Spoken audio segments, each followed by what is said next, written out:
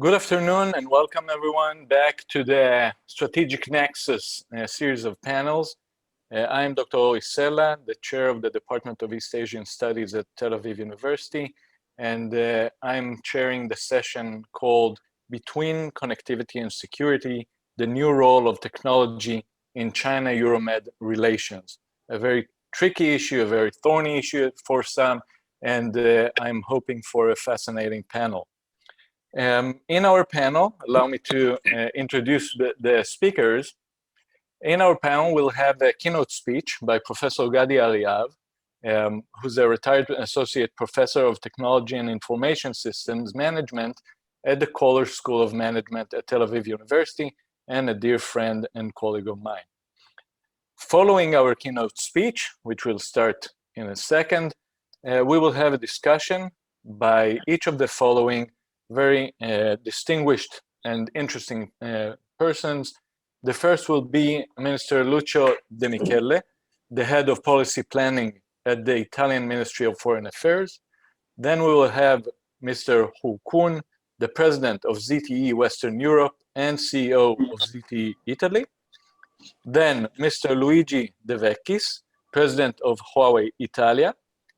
Mr. Ilan Maor, managing partner at SHENG Enterprises, Shanghai, and president of the Israel-China Chamber of Commerce, and also Professor Franco Lapenta, the director of the Institute of Future and Innovation Studies at the John Cabot University in Rome, and Professor Luigi Martino, professor of cybersecurity and international relations in the University of Florence. So we begin by the keynote speech by Professor Gadi Ariav. Gadi, the floor is yours, and so is the screen. I'm sharing the screen.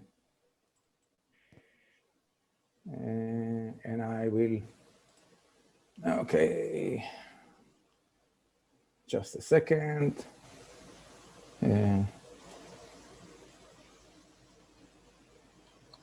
Whoops, sorry. In a minute. Okay, so good evening, afternoon, good morning, everyone.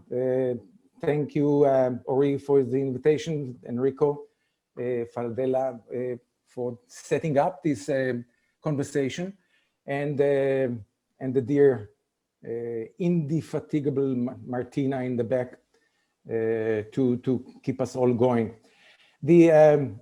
When I was asked to make a few comments, I sort of took the task with some sort of hesitation, because I'm dealing with technology for a long time, and I've been dealing with China or following China, contemporary China, from a business perspective for a long time, and the combination and Middle East. I live in the Middle East and follow Israel in particular, less so the scene elsewhere, but so I delved into the sort of what can we say about the topic, the sort of title of our discussion.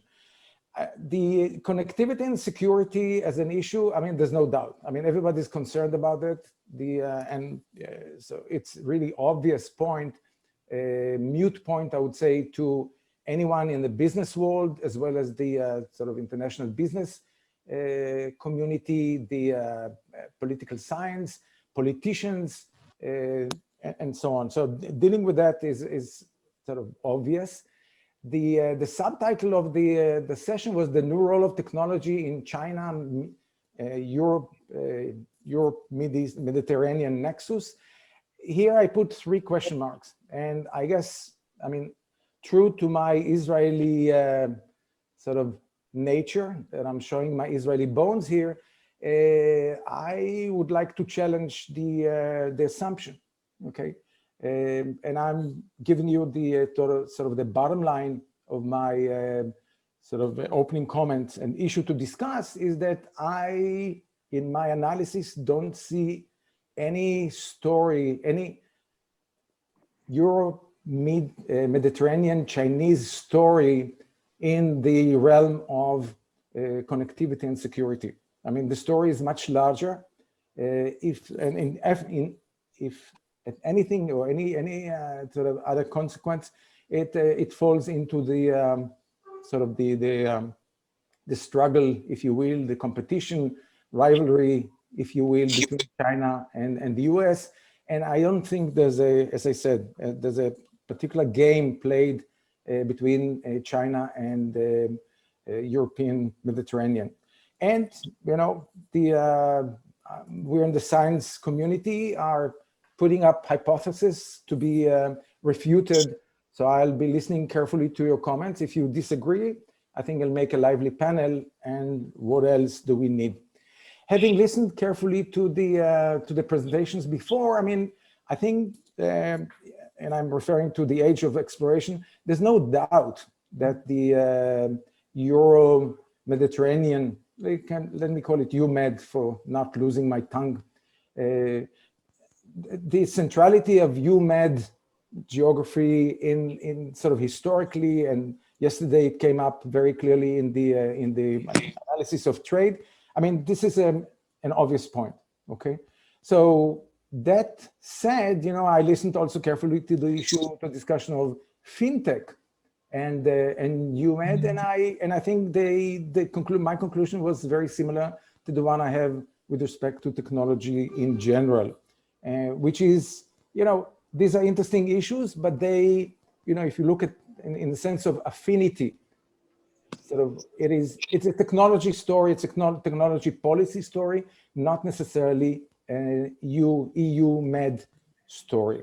So that's basically the upshot of what I want to say. And let me briefly go through the detailed points. And I suggested that, you know, to structure our conversation in order to get some closure around the four sort of detailed observations, if you will, okay? And, you know, recognizing that, you know, we're talking about balancing connectivity, national security, and economic security. There's sort of three types of what I call vectors that poor policymakers have to struggle with and balance. And I say poor not just in a cynical way, it is probably a dilemma, namely there's no analytic solution to that. And so different opinions might apply. So again, the bottom line that I will explore in the following few slides is the stepping one step back and look at the ICT, information communication technology deployment dilemma. And that's true in any application, okay? I mostly deal with enterprises, multinational enterprises, local enterprises, and so on. And you have the issue of safety, security, privacy, functionality, and cost. And they don't move, the vectors are not moving in the same direction, okay? I mean, the easiest way to relate to that is those of you who work, for example, and look at functionality and security, okay? And some of us work in organizations that have erected walls like the VPN, private networks and so on. And in order to get easily to your email, you have to sort of look at your mobile phone to get a password, type it in if you make no mistakes eventually. So there's a security layer around it and so on. Obviously much less convenient than, you know, logging in or going directly into your email and so on. I use it as a metaphor because that applies to the entire sphere of consideration, and it makes it somewhat more vivid. So I'll spend, you know, a few slides about the fundamentals of the dilemma, okay? And then, you know, looking at, you know, mostly the issue of cost and economics, I will sort of try to look at the world and see, can we avoid, or can, you know, the fractured situation globally that allows, you know, where we exploit different resources all over the world for economic sake, and then sacrifice some of the security. That is sort of an issue that international business strategy is dealing with it in different contexts. I'll explore that. The set observation, and again, you will sort of are more than invited to sort of, you know, refute my observation, although it's I think it's fairly backed by data, that the European tech sector is relatively weak between the two, the American one and the Chinese one, and I'll have some data to relate to that. And so, moving closer to the title and the focus of the conference, I'll sort of look at the EuMed innovation cluster. And I'll spend the word about what is innovation cluster, because that's how we think about strategy. It is relatively weak, and with the exception of Israel. And actually, if you include Israel in the EuMed, and it is included in the EuMed, not only in terms of Ori's presentation and the Tel Aviv University presence in that, but in other means, that is sort of saving the face of EuMed in many ways. And finally, go back to the map and look at the significance of non-present EU or European, what I call Continental Europe, and I'll make a comment about that later, in the sort of tech game. And we go back to the opening session and the session that follows on day one, where pretty much the story was not a European story. It was actually the fight between US and China on supremacy, and technology has become a major component of that competition, and with interesting consequences for China and others, by the way. Okay, so that's the game plan, and I told you what I would like to tell you. Let me tell you in more details. Okay, so if we look at the fundamentals of information technology, it's fundamentally unsafe. I mean, you have to be very naive to assume that every time that your computer is malfunctioning, there's a sort of superpower lurking in your computer and sort of trying to steal your data and destroy your work. Okay, that's not the case. The complexity of the technical systems is unmanageable by all means. And again, I mean, if we had more than 10 minutes, we would go into the numbers. We talk about even the smallest numbers. Okay, include hundreds of thousands of commands. And there's so many bugs, as we call them, or mistakes per sort of 1,000 of commands. There's no way that the software and even hardware actually can be considered safe. So it's unsafe. Okay, that is sort of observation number one. Observation number two is that, system that has to do with culture of engineering, and I wouldn't spend too much about that. It has been researched because, some of the flaws of the system is because engineers are optimistic and they look at what the systems can do.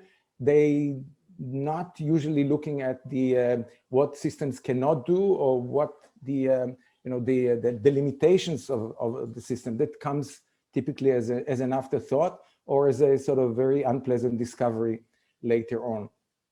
And then comes the economics of it, and that brings us closer to the discussion today, and that is the issues of time to market and winners takes all.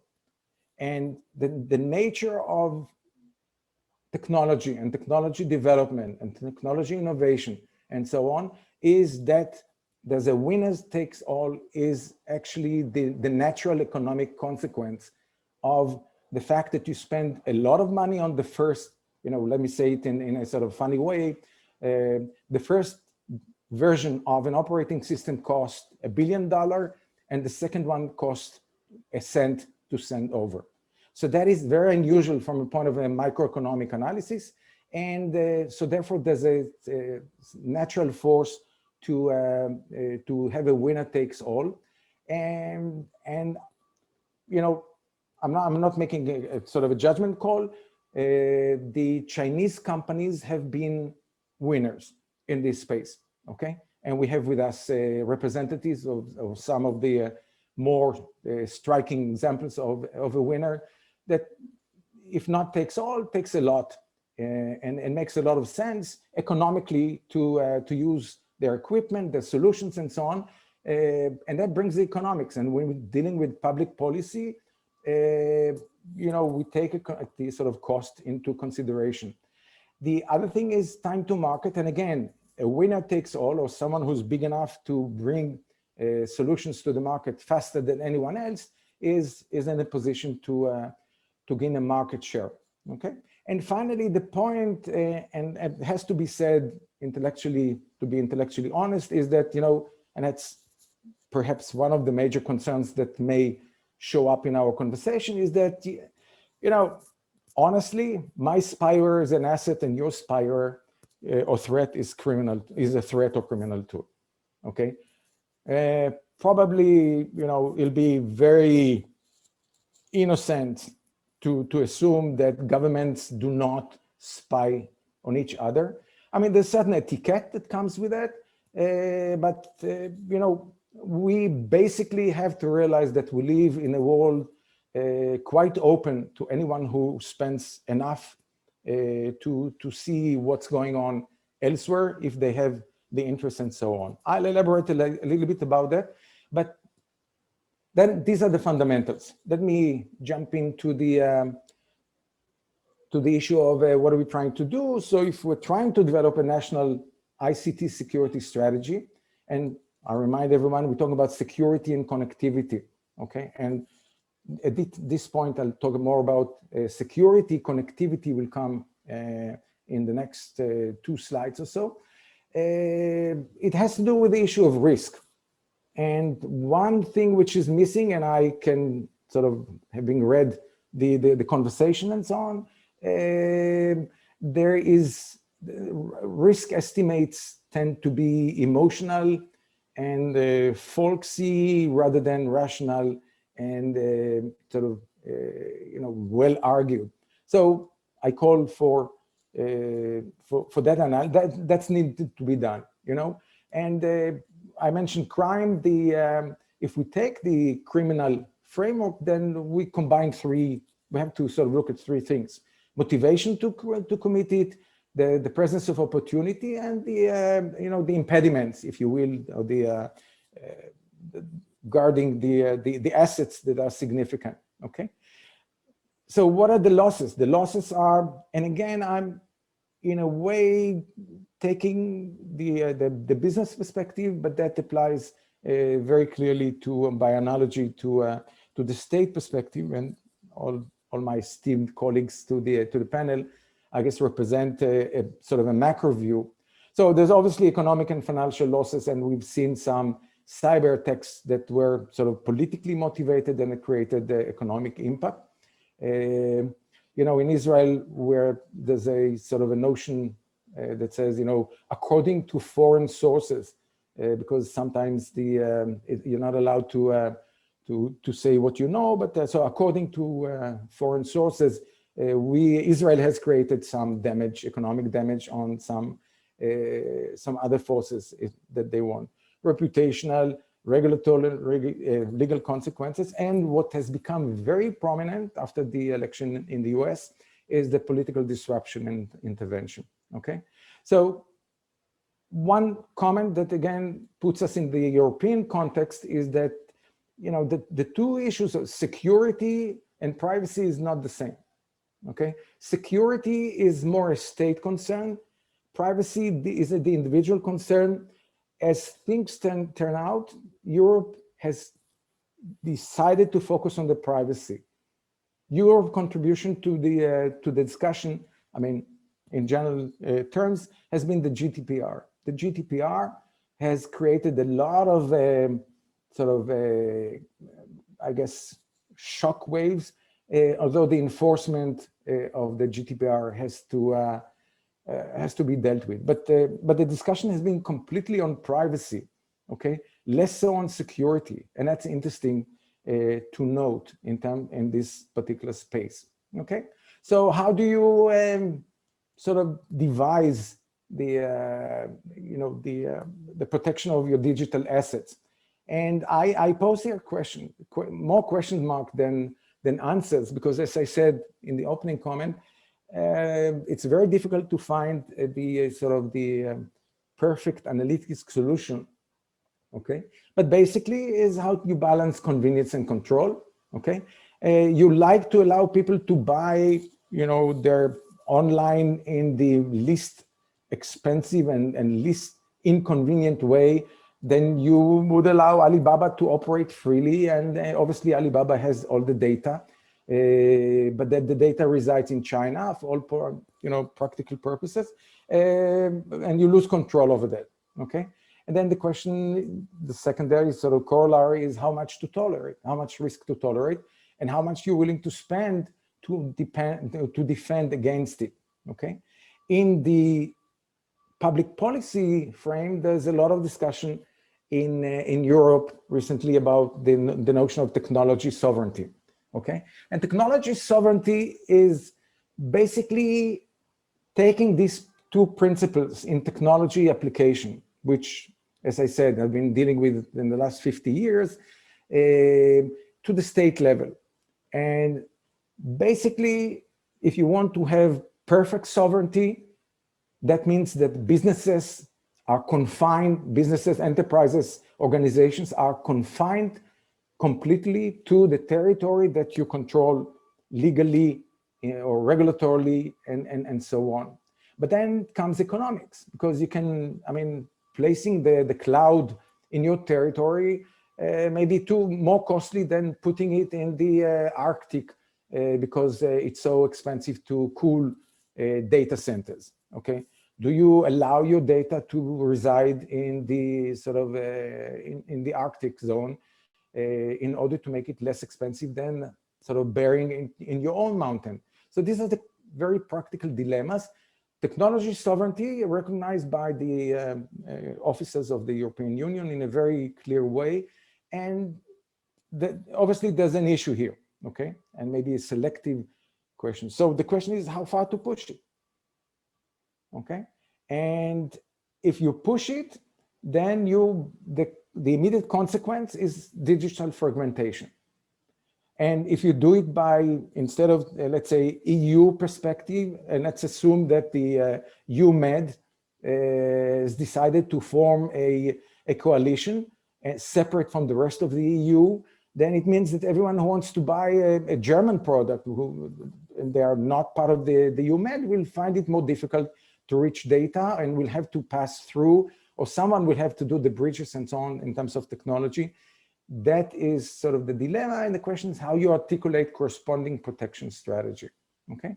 And that moves us to the to international business strategy, okay? And I'm sort of borrowing that from my lectures on international business strategy, because the invisible hand of globality, and I'm speaking about globality because that's the condition we are. Globalization is a process. The process has been going for 20-some, almost 30 years now. Globality is a condition. Your customers, your clients, your suppliers, your competitors can come from everywhere, okay? So when international business strategies international strategies looking at the world of ICT, basically the picture they see is the one you see below. And it's a picture that I keep showing in order to get feedback to that. And so that's been maintained in a very sort of permanent way over the years. One thing which is clear here, and I'll come back before my final comments, is that continental Europe is not on the map, okay? What you see here, the bubbles are the clusters of technology innovation. And I'll explain what cluster means in a second. There's sort of, broadly speaking, three pillars on the map. One is US, another one is China, another one is India. Israel is the anomaly, and in that sense, makes the European pictures somewhat nicer. Japan is to the end, okay? It doesn't mean that there's no technology development elsewhere, but these are the hubs. Yep. Forgive my interruption, but you need to wrap up. I will wrap up, okay? So when a company looks at that and says, okay, if that's the world, what in the world I do what? There's one more slide that I need to to stop on, okay, pay some attention. And what I try to do, I put my headquarters in Silicon Valley because that's the smart money is, and I do design in Israel because there's an endowment of design there, and I do development by outsourcing in Bangalore, and I serve Japan from Dalian for historical purposes, okay? So just to, what is in the node, okay? Technology companies and investors, subcontractors, professional services, universities and government. Tech companies, investors, obvious, subcontractors, so I don't have to do everything myself, universities for IP and manpower, government to solve market failures, okay?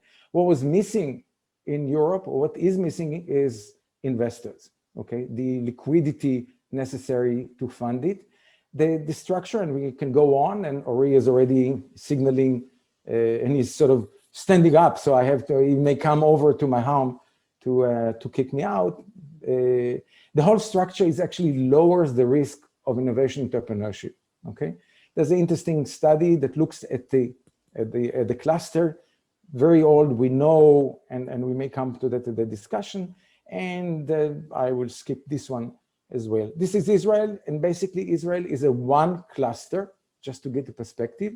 Another cluster that I've been spending time is the one, the Shanghai Nanjing cluster, and to put in perspective, that's the cluster, okay? And by the way, the map is of the 300, almost 50 R&D, multinational R&D centers based in Israel. So the map that I've shown before is actually actualized. I mean, companies behave this way, okay? And as I said, you know, if you're looking at the, and I've chosen to look at the maturity, and Ori, this is the last slide that I will spend more time on, is I'm looking at unicorn. Unicorn, to those who are not familiar with the term, is the companies before they became public or exit, okay, private companies in the startup stage that are valued about $1 billion, okay? And you can argue back and forth whether it's good measure. To me, it indicates strength and depth of the cluster. So if you look at the, and there, I mean, according, you know, as of April 2021, there are 692 valued at $2.2 trillion. And if you look at the 10 most biggest, there's, you know, Europe is not there. There's a Klarna in Sweden for fintech, mostly US, 2 Chinese, 1 Brazilian because of size, and GoTo is a recently formed Indonesian, okay? I'm looking at, you know, China unicorns and Continental Europe unicorn, and you can see from the numbers, I mean, there's no comparison, okay? China unicorns, and again, indicating the strength and depth of the innovation landscape, if you will, is 20% of the map with the value that actually exceeds it. Continental, and I put Continental in parentheses because it excludes the UK, but includes Israel and Ireland, so it's not entirely continental. It's about 5%. Within that, to bring the message home, I looked at the sort of the EuMed unicorns, and relative to Europe, it's not a bad situation. 28 of the 36, okay, are actually at the EuMed, but they're small. You can see that the relative value is there. If you look at the countries, Israel is about half of it, both in value and number, which is an interesting phenomena in and of itself, okay? Finally, you know, the looking at the world, that's how Microsoft, and that's on record. Steve Ballmer at some point said, when I want to know what the world is doing in terms of technology, that's what I look for. And so the question is, you know, and we have esteemed members of the, you know, of a Chinese company with us, why would company would look at Europe in general? Probably for the market, not for real substantive collaboration. And further question, and again, I'm putting it at a question mark, provocative perhaps in this context, is why would they look within Europe at EuroMed, okay? Trade, we understood, fintech, technology, and so on. And, you know, and I quote here, and actually Francesca Bria, the chair of INF, coined it. I would not be as vulgar and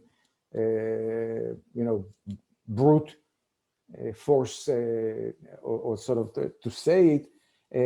And that's a quote. She said, "Europe is a colony caught, technology colony caught between US and China." Okay, so that concludes my sort of introductory comments, and I hope there'll be blood on the stage. Ori, back to you. Thank you, Gadi, for a fascinating talk and a provocative one as well. I will not allow blood on the stage, but on the screen, you may decide to do whatever you wish. But now I turn very quickly and swiftly to the discussion, and I would like to ask first Mr. Lucio Demichele, if you would please give us your comments and your point of view. You want me to share, to stop sharing? Yes, please stop sharing, Gadi. I will stop sharing, yeah. Okay. Thank you very much. Hi, everybody. I'm the head of the policy planning unit at the Foreign Ministry, Italian Foreign Ministry. I'm bringing the perspective of the policy planning and not the policy making. So that means that what my views here are personal and not necessarily coinciding with the Italian government's view on these issues. The question is, what are the issues actually?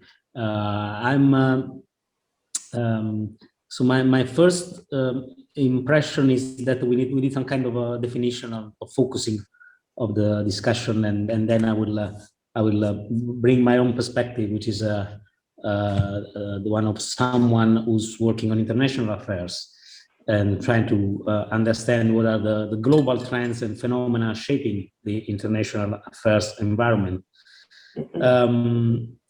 So first, I completely share the view that EuMed is a very vague concept. I will consider this. I mean, there are at least 4 categories. One is the European Union member states, and I think this is a category of itself. You cannot divide the European Union member states in this subject, because there is a strong regulatory power by the European Union Commission that in a sense limits the liberty of individual member states, or constrains at least the policies. A second category, I think, let's say the Eastern Mediterranean countries. Then we have the North Africa and the Gulf, I'll say. And the Eastern Mediterranean countries is also a very complex landscape because there are different countries. And connectivity also is let's say an encompassing word, because in connectivity, to my understanding, only a fraction of connectivity is technology. All the discussions about the Belt and Road Initiative actually revolves around infrastructure in general, and technology is only one part of that.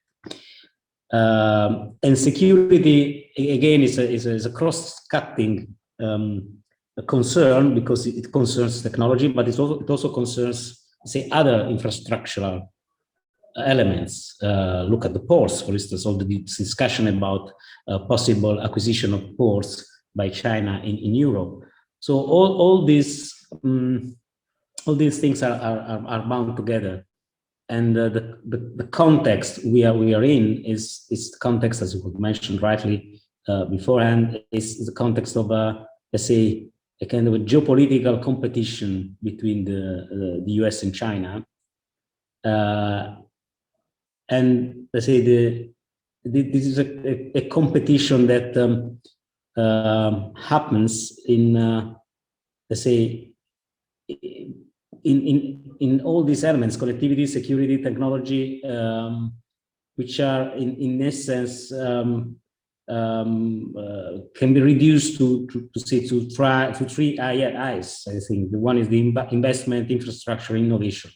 These are the things that bind together all these issues we are discussing about. So investment is basically the fuel, I mean, the resources, the money that you need to build infrastructure,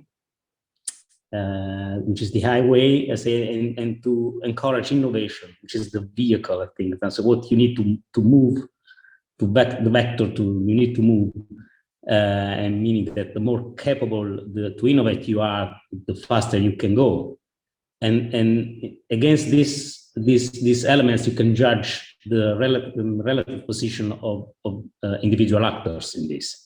And you find that probably in this kind of competition, and regardless of the region, because I understand, I also share the view that probably there's not much a specific issue related to EuMed. And then it is more about the global and systemic competition. This is a conceptual environment we are in. So the European Union or Mediterranean region is part of this landscape, and probably not at this stage the central, the center of gravity of all this. But in any case, what we are living in, so the time we are living in are structured about this, around this competition. And one element is probably that this competition is more about economy than about, for instance, military or security, and this is also a defining element of this era we are living in. But I mean, the sheer availability of resources is not the only element here. It's not sufficient. You need also the ability to invest strategically, and you also need the ability to implement the strategies and turn strategy in policies. All this point to the fact that China appears to be a very well-placed actor in this competition, in this race, whereas, and that's probably going towards the basic elements of the presentation before, whereas the European Union does not seem to be particularly well equipped in that. Recently, I think the European Union as such has tried to elaborate some kind of response strategy to the connectivity strategy conducted by China.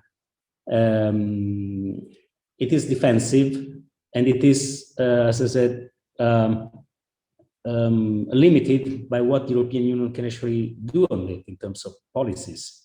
Because EU is basically a regulatory power, it's a trade power. What you need here is exactly to invest directly in infrastructure and promote innovation. In all these three elements, the European Union as such has very little resources. And that's, let's say, that's a situation where we can see EU is probably not the better equipped animal to survive in this environment. The big question mark here, as I see in this competition, is the US. So how US is going to do and pursue its own policies, because at times you see the US seem to be reluctant in a way to engage in world affairs. On the other hand, there is a strong sense of competition and rivalry to China, which in the end will probably force the US to step in a bit more, including in the Euro-Mediterranean region. And I think this is going to shape the futures in the year to come. I will stop my brief remarks here and engage in conversation later on if there's the opportunity to do so. Thank you. Thank you very, very much. Mr. Hu Kun, from the practitioner's point of view of ZTE, etc., please. Okay, thanks for the opportunity to join this discussion. I believe from the company point of view, I would not to have a strong debate today, but I do have some point to be shared with all of you, okay, based on the presentation made by Professor Ariav. So first, I think is a good theme, the attention and also the caution we have been keeping about the technology. Okay. Also regarding the security concerning. But the over promotion is, sometimes I feel we are facing this situation. Okay. The over promotion for me is a bit kind of trafficking the anxious, and also to mixing the technology matter and the political matter or geopolitical matter is making the things worse. This is the first starting point I would like to share. I do not really agree that the safety of the technology is unmanageable, unfortunately, because several other points regarding the different government interests, regarding the also the different technology policy, okay, are based on this. Okay. If we think the security or technology are unmanageable, then as the consequence, of course, you can have a lot of completely different strategy. But my perception is that technology or even security is manageable. It's complex, of course, more and more complex. But we need to believe the power of technology itself. So it is manageable. We just need to keep caution. We continue to, optimize the vulnerability of the system. We cannot just stay at home if we are afraid of the risk to be to have accidents in the streets. So this is another point I would like to underline. And another very specific point I would like to share is that we are generally talking about ICT sector, but I have to point out inside ICT, okay, there's IT and CT. Okay. So CT, communication system, mainly related to us, is the telecommunication, which for me is a highway or is a roads. A different IT applications or service based on these roads. Okay. That part I agree. I don't have more deeper knowledge about the IT part. I agree that part is more complex. But to build the road is easier. It's an infrastructure. It doesn't matter who provided the stone. Okay. Who help you to build the street. Once the street is built, is your street, is your road. And also, it's important to underline, all these telecommunication system design is based on over past years, almost 100 years, global standards, okay, which for 5G, for example, 3GPP are playing a very key essential role. So all the system design are based on this international standards. So the complexity is there, but it's not that complex that we are not able to manage. This is the first chapter I want to share. And then I also would like to share with you about my perception. You mentioned about the technology sovereignty. You're talking about the colony that Europe could be in the middle between the US, China. Okay. So personally, I do not really appreciate this kind of concepts. For me, is like, okay, we are trying to catch the eyes of the people. We are trying to over promote the concern. Okay. Again, concern is good, okay, but it's too much. Okay. You mentioned about Alibaba. You mentioned about another internet giant in China, Tencent, for example. You said the data, they are very powerful, and we have data in China. I want to just share two things, okay, with you. Both Alibaba and Tencent, the majority of the shareholder are international, not really Chinese. Okay. Secondly, why they put their data server in China? Simply because China is their main market today. If one day they found Europe is a bigger market, they simply move the server, move everything in Europe. So for me, it's not a matter of technology sovereignty. It's a matter of how to participate as a company, not as a country. Okay. The global competition, okay, in this point of view. So also, I believe Europe is not really weaker in terms of technology. Okay. I have been in Europe for almost 8 years. I never have this perception that Europe, in terms of technology, is weaker than US or than China. Okay. Just to give you an example, in our sector related to telecommunication infrastructure, now in Europe, okay, there are 4 big giants globally. 2 of them are in Europe, and they are able to provide all the parts needed for the telecommunication system. In my point of view, US, they are much stronger in terms of the basic technology research, okay, chipsets, also in terms of the marketing scale. And China are in the current time are more, relevant in terms of the service, let's say, application level. Also relevantly, the market scale. And Europe is also able to manage both, but both of these parts, they are not the best, but they are able to manage. Okay. So I'm just using our sector as the example. So for me, Europe is not weaker or behind. It's relevant, is a result of the past decades of global collaboration. Okay.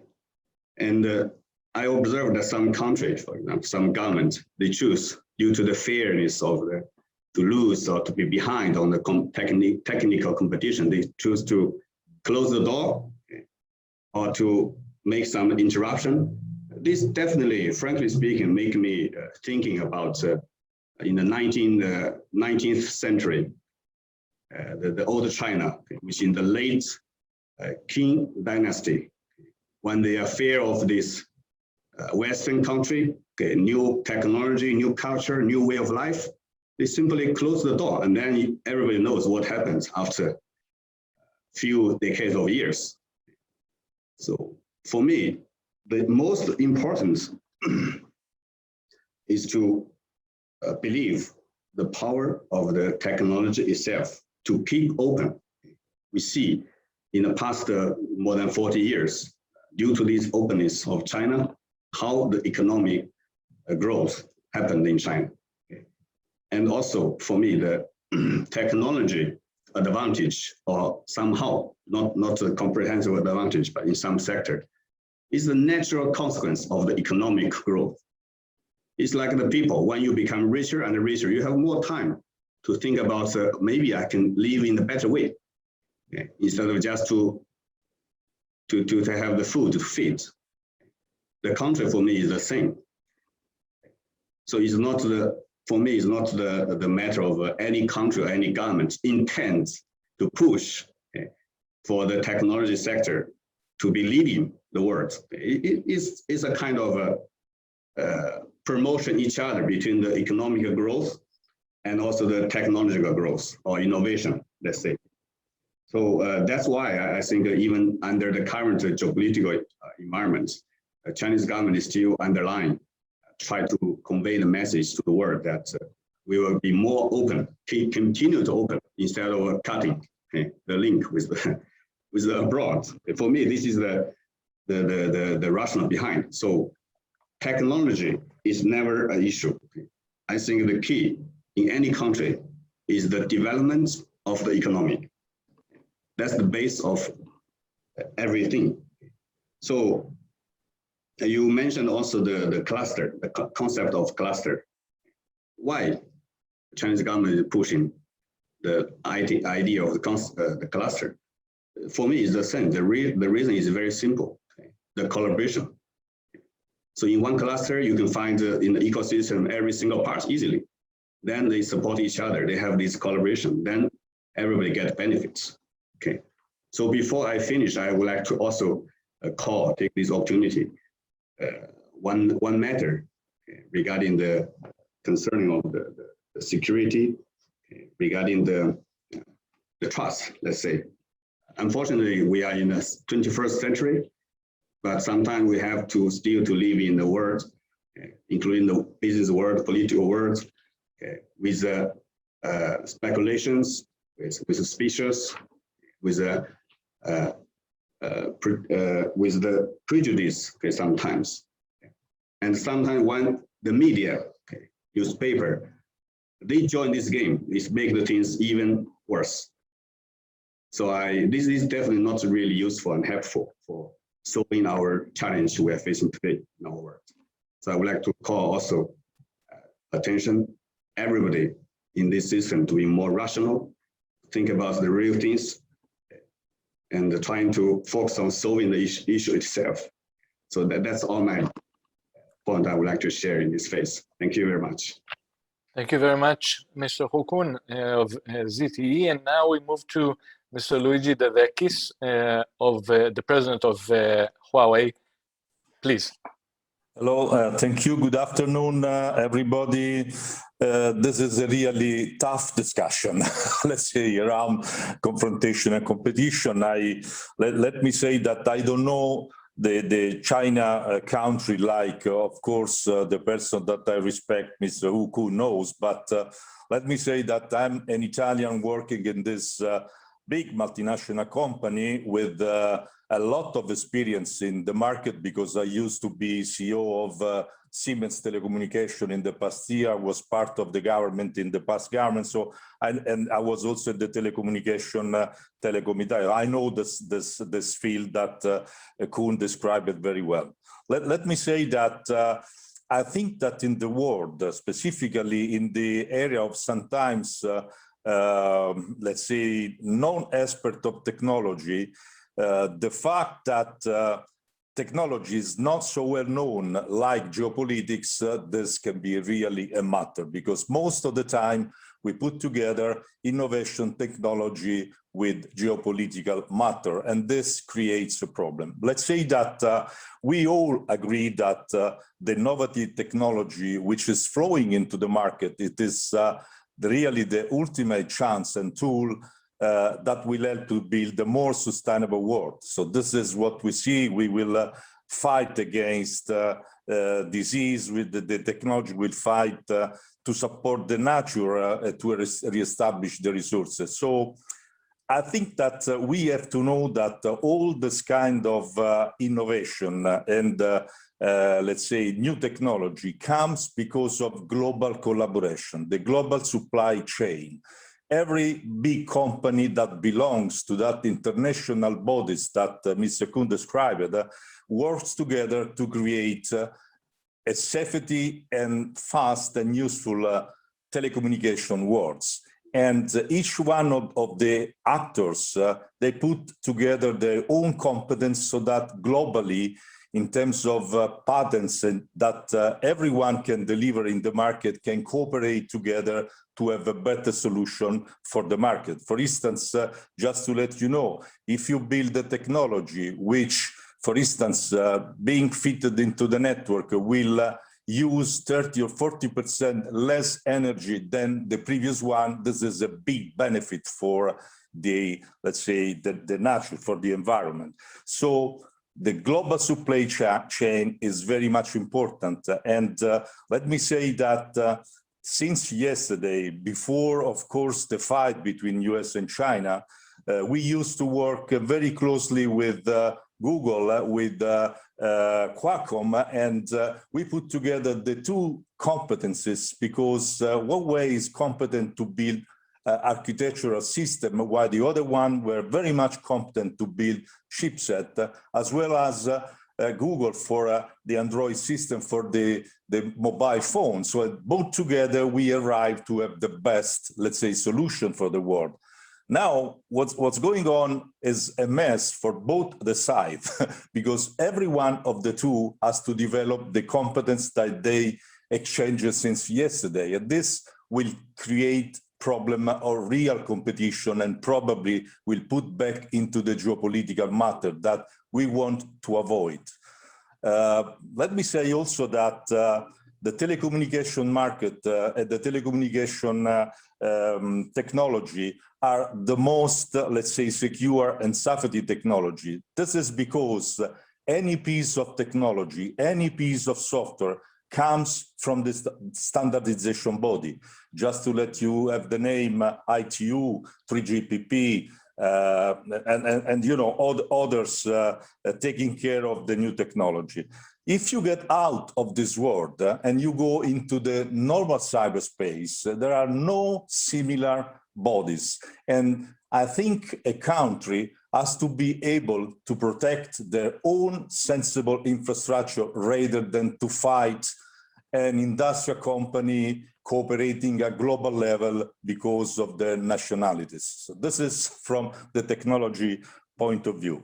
Let me finish saying that technology is, of course, the prerequisite to develop, to make the digital transformation of the economy that we all need to improve our wellness, our let's say, even economy position, our social life, and all the things regarding the tool that will be used in order to make this transformation available and ready for the citizen is something that still needs to happen. And this is the chance for Europe. I think that Europe has to find a balance between the true alliances with the United States, because it's a very old alliances, but they have to have a look into other possible partners where the market is still growing and where there is a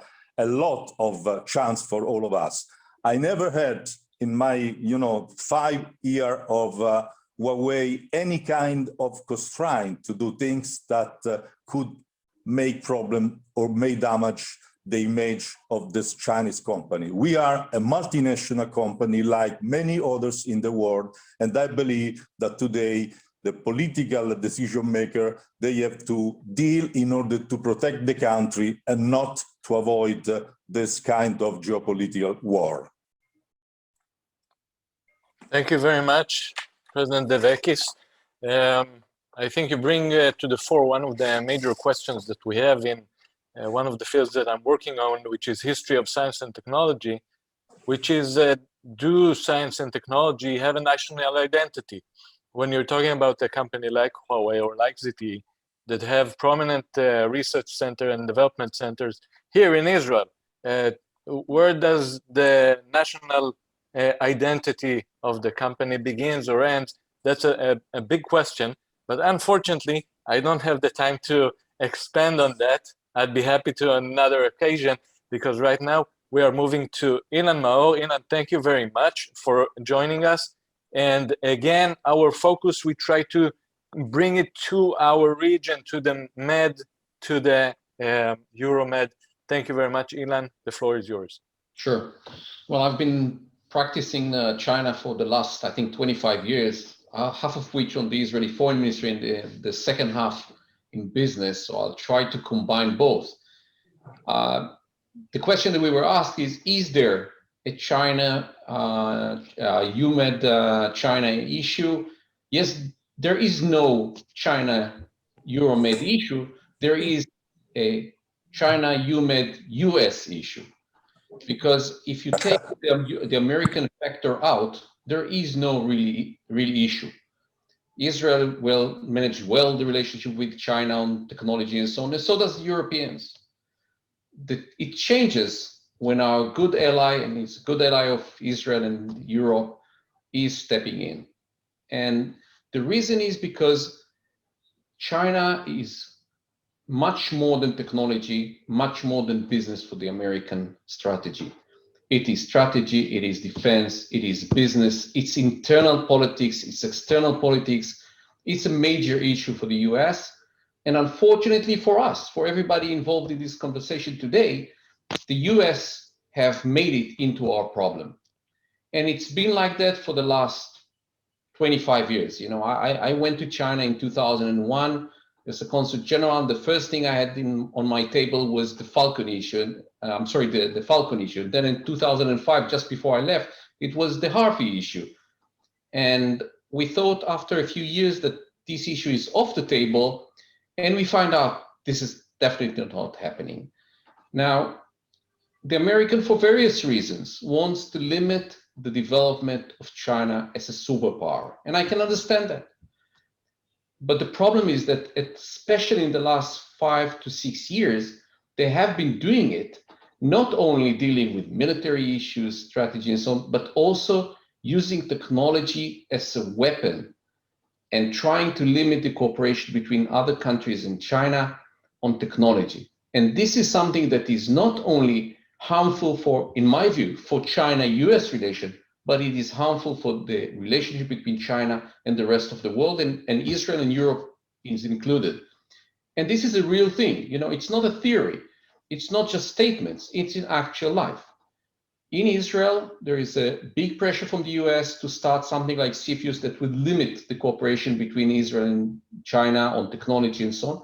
And I follow what's happening in Europe, and I've been in a few symposiums like this, and I've seen it happening in Europe as well. And I think maybe the best example is ASML, the leading semiconductor company from the Netherlands that was blocked from selling solutions to China. Now, I could even understand that if we were talking about trying to avoid military technology, that's understandable. Even dual-use technology, I can even understand that. But it goes way beyond that. It is basically almost every aspect of technology becomes now a problem. And this is something that is going to make a big problem between Israel, Europe, and China. And this is something, and now, you know, I'm enjoying the fact that I'm not in government anymore, but I'm in the business, and this is something that we should not accept.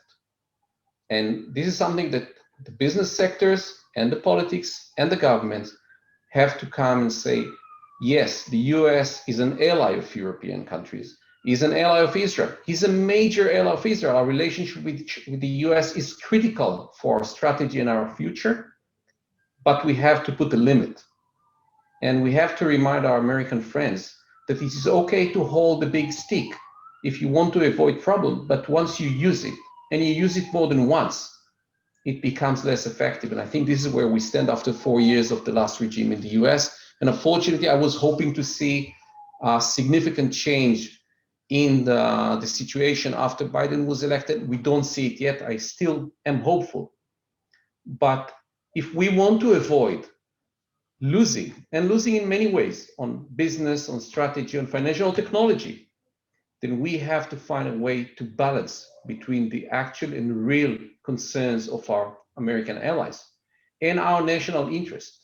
And cooperation with China is in our national interest. And we have to find a balance between those two. And I think this is right for Israel, and it is right for almost every country in Europe, because both China and US are important for the future development of our region.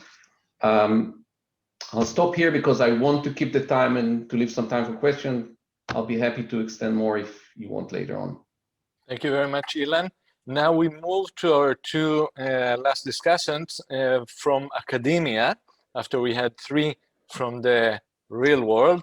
Francesco Lapenta, we're going to listen to you right now. Thank you very much. Hi. First of all, thank you to Enrico, Professor Enrico Fardella, for organizing this series of events. I've been following them carefully, and I find them really fascinating. And I find equally fascinating to have a question that I have to try to give an answer to.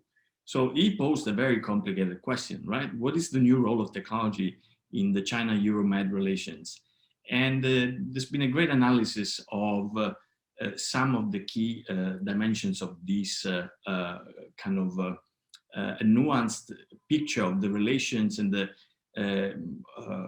confrontations that might be between the technological model of China and the US. I want, if I manage in 5 minutes, to give what I call a bit of a eagle's eye view on this, relating a little bit to the history of science and technology that you were mentioning, Ori.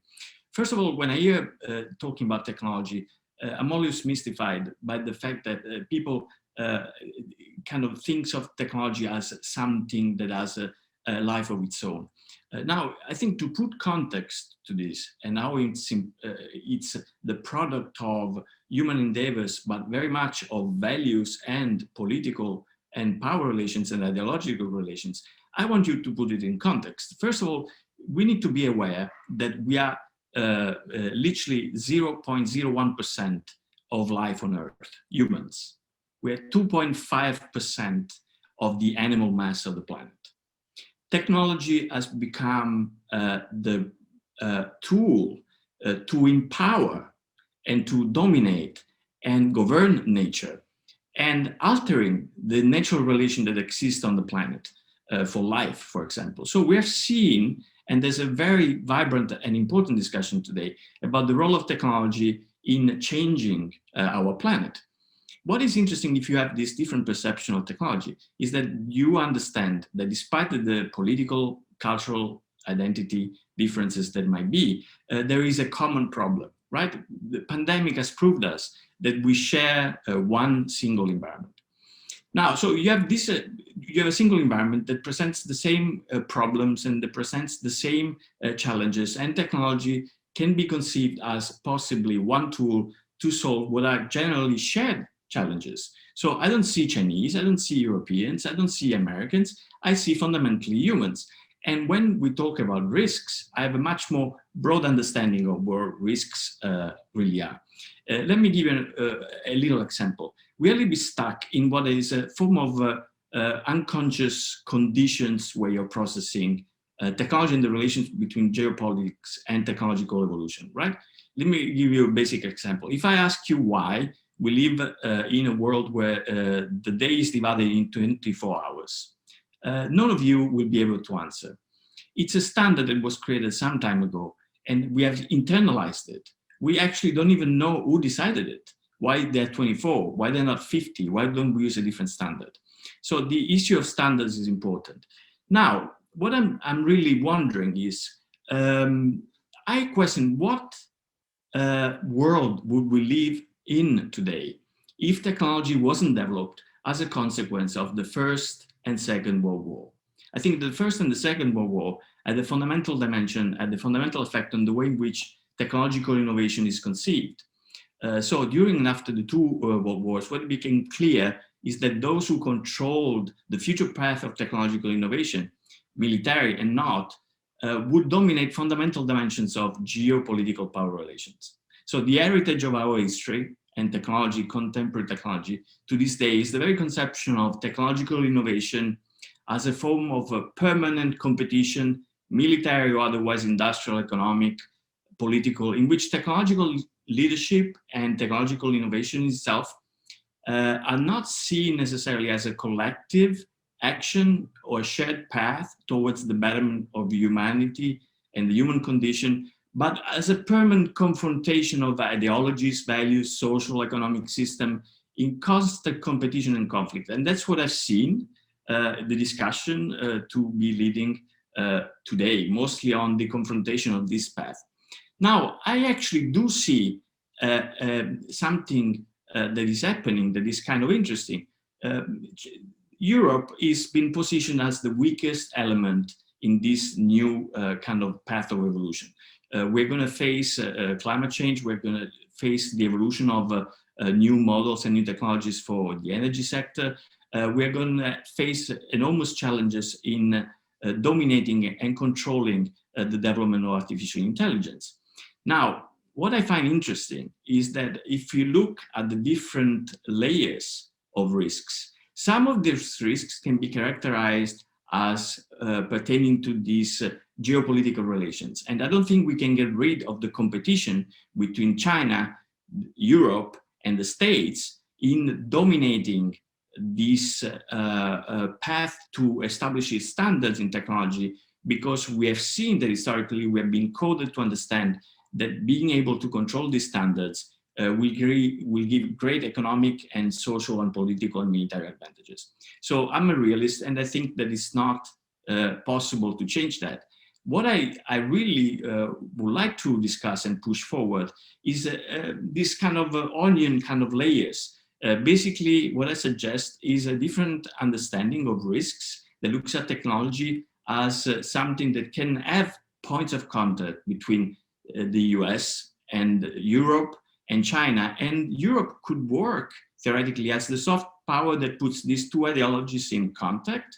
If we start to think, for example, about the idea of what I call a scientific diplomacy, areas of engagement that can be dictated, for example, by the 2030 Agenda for Sustainable Development of the United Nations, common goals that are shared by many nations, common problems that can become not only part of that competition, but can become part of a co-production. So what I'm saying is, on one side, we can look at all the elements that have been discussed, but what I wish that we would discuss also is the common challenges that possibly Europe and China and the States could be facing together, and what are the strategies that we could enact to overcome the only economic and political and military artificial competition that's been created by the model of the two wars. I think we have to move in the 21st century and understand that we share one planet and a set of problems, and we can set aside the differences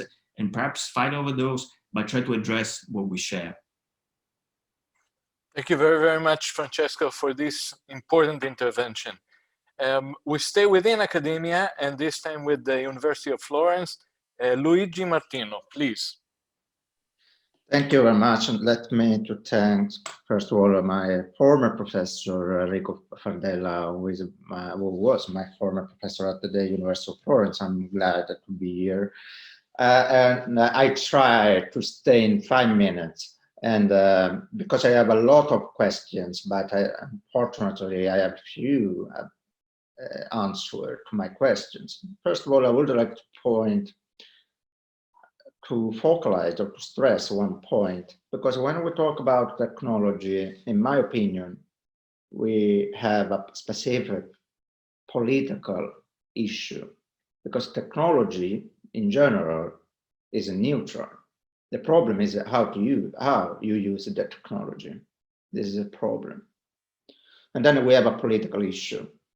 At the same time, I totally agree with my previous speakers when they stressed the weakness of the European Union in this sector. I totally agree. But my question is why we are not able to start from an Israeli point of view, for instance, because maybe we can use the best practice of Israel in this field, and to start from a weakness point, and then to use this weakness as an opportunity, maybe. Because here the problem is that, I totally agree, because we lost our opportunity to create a technological actor at the European Union, but we have the opportunity maybe to create an alternative way.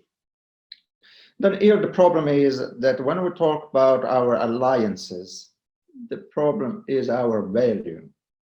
And then there's another problem, another political problem. What about cultural or political values? What about the balance between security and privacy? But are you sure that when we talk about security, is it just a state concerns? Or maybe when we talk about technology, in particular cyber, we are talking about state security, national security, and also citizen security and economic security, maybe. And then are you sure that when we talk about privacy, is it just an individual concern? No, because at the European Union, for us, privacy is a human right. And also at the Italian level, for instance, the Article 13, privacy is a human right for us at the European Union. And then this is a problem, maybe. But another problem from a technology point of view is the accountability. And then who is in charge? Who is responsible, maybe, for the malicious usage of ICTs, etc. Then I finish now, but just I would like to share with you this question. But in your opinion, is it the presence of a private Chinese actors a real problem for the EU security or EuMed security? No, in my opinion, it's not a problem, because we are lucky, because we are open. We are an open market. is the presence and the prominence of the Chinese government in this private actor a problem? Maybe. I don't have any answer, but is this a problem? Yes. What about other foreign actors? Maybe that receive the sensibility or the prominence from the government. Is this a cultural and political confrontation when we talk about technology? Yes, in my opinion. And then we need to find the appropriate balance between public and private interests, maybe, but also national security and the economic interests, and a perfect balance between security and privacy. And then, as I said before, when I start my intervention, then let me thank you again for this invitation.